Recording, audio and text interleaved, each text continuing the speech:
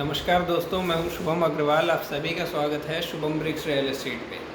आज हम कोरोना संकट से जूझ रहे हैं, सभी लोग जूझ रहे हैं और इससे रिलेटेड बेहद ज़रूरी अहम जानकारी जो एज अ कॉमन मैन हमें पता है वो मैं आपसे डिस्कस कर रहा हूं। क्योंकि ये पॉलिटिक्स में तो न्यूज़ चैनल वाले कुछ बोलते रहते हैं, नेता विपक्ष कुछ बोलेगा, सरकार कुछ बोलेगी, सब अपने अपने पक्ष में बोलने की बातें करते हैं। But as a common man जो दिक्कतें एक्चुअल में लोग फेस कर रहे हैं, जो हॉस्पिटल में डॉक्टर्स फेस कर रहे हैं, या जो जो अब ज़रूरी कदम लोगों को एक आम इंसान को उठाने की ज़रूरत है, ये डिस्कशन उसके लिए है। ये कोई पॉलिटिकल पर्सन नहीं बोल रहा है, ये बिल्कुल एक कॉमन मैन की बात है। जैसे अभी हमारे पड़ोस में ही 2 जगह पे ऑक्सीजन की ज़रूरत पड़ी थी, तो ऑक्सीजन सिलेंडर अवेल कराना बहुत भारी पड़ गया, बड़ी मुश्किल से अवेलेबल हो पाया और जगह जगह पे दिक्कत चल रही है। जबकि भगवान की दया से हमारे ठीक ठाक आसपास कनेक्शन है, बातचीत है, तो उसके बाद भी हमारे लिए भारी पड़ गया 2 ऑक्सीजन सिलेंडर अवेल करवा पाना। तो जो बिल्कुल ही एक उस टाइप के लोग हैं कि सर्विसमैन लोग हैं, छोटी जॉब है, अपना घर आ गए और सारा दिन जॉब पे लगा दिया, जो बहुत ज़्यादा सामाजिक नहीं है, ऐसे अगर उनके घर में दिक्कत आ जाए तो ये तो बहुत बड़ी दिक्कत हो जाएगी उनके लिए। ऑक्सीजन सिलेंडर वो लाएंगे कहाँ से?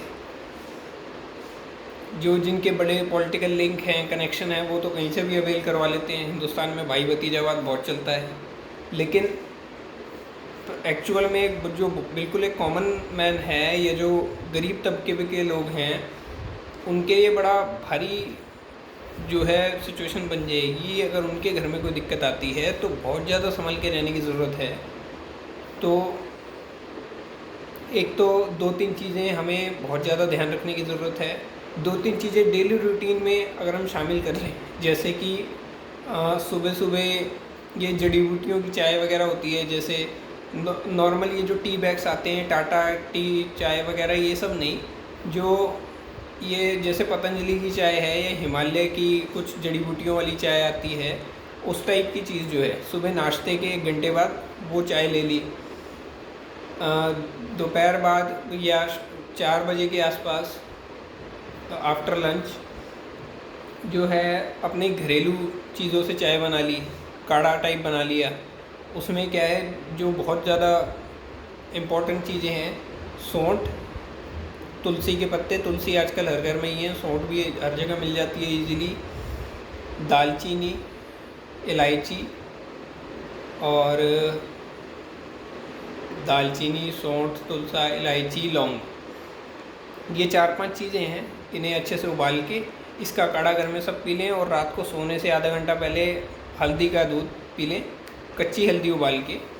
तो ये 2-3 चीज़ें अगर डेली रूटीन में हम शामिल कर लें तो जो ये कफ की दिक्कत है या सांसों से रिलेटेड रेस्पिरेटरी हमारी जो ऑर्गन्स हैं उसमें जो भी दिक्कत है, ये धीरे धीरे बिल्कुल ख़त्म कर देती है। क्योंकि बेसिकली कोरोना से डेथ ज़्यादातर इसीलिए हो रही है, लोगों को थोड़े दिन में ही सांस लेने में तकलीफ़ होने लगती है, अंदर फिर और दिक्कतें बढ़ती जाती है, कफ बढ़ने लगता है। तो ये चीज़ें जो हैं, जो काढ़े हैं या हल्दी का दूध है, सुबह की जड़ी बूटियों वाली चाय हैं, 2-3 चीज़ें पूरे दिन में चलेगी तो ये जड़ से इन चीज़ों का इलाज कर देती है, ये उस दिक्कत को बढ़ने नहीं देती। तो इस टाइम ये तो बिल्कुल हम फॉलो कर लें तो बहुत बढ़िया रहेगा।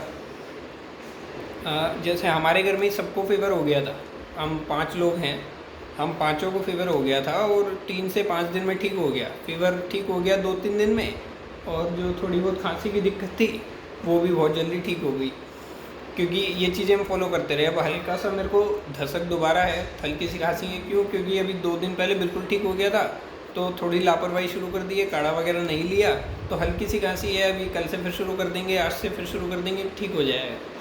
तो इस टाइप की ये 2-3 चीज़ें डेली फॉलो करनी है, और अपने आसपास जितना हो सके कोशिश करें, जितने आप समर्थ हैं आसपास लोगों की मदद करें। जैसे हमारे यहाँ पे मान लो ऑफिस का स्टाफ था, लड़का था, तो उसके जो है ज़्यादा इनको पैसे ना दें, क्योंकि घर में अगर इनके मान लो कोई एक आधा बेवड़ा है तो वो पैसे गए तो इनके काम नहीं आएंगे। तो क्या है कि जैसे आस पड़ोस के परचून की दुकान से 10-20 किलो इनको आटा दे दिया, 10-20 किलो चावल दिला दिए, तेल दिला दिया, और 1000, 1500, 2000 जो है अपना मसाले वसाले किचन के अपने हिसाब से ले लें, उसके लिए दे दिए, तो इनका महीने भर का राशन का काम चल जाएगा। तो इस तरीके से आसपास जितनी हो सके हेल्प करें।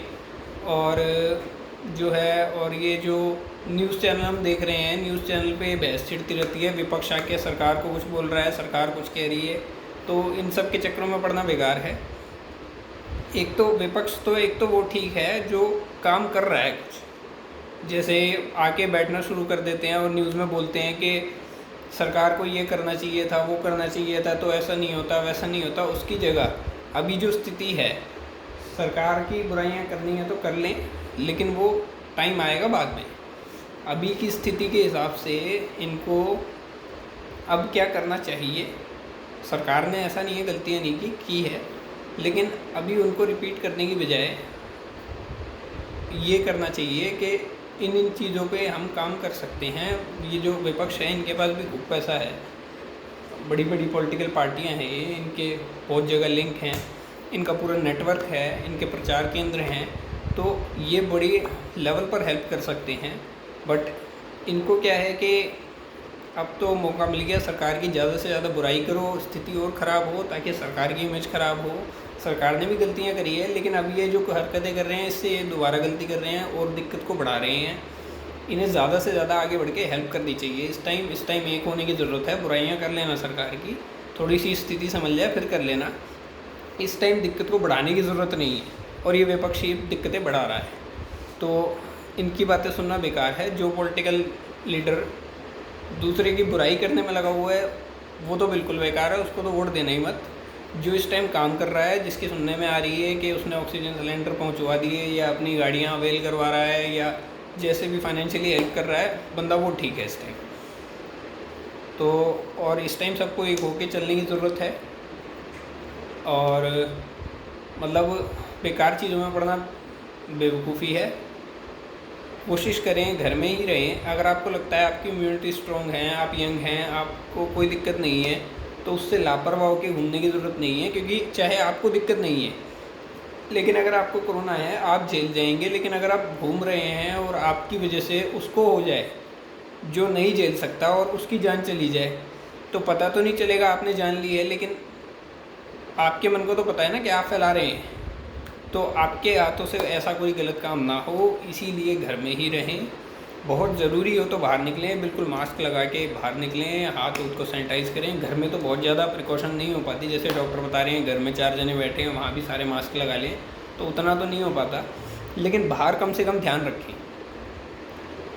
और जितना हो सके आसपास लोगों की मदद करें, जितना आपसे हो पाए, और अपने आप को अच्छे कामों में बिज़ी रखें। जैसे मैंने जो मेरे थॉट्स थे मैंने शेयर किए, इस वीडियो को ज़्यादा से ज़्यादा शेयर कीजिए।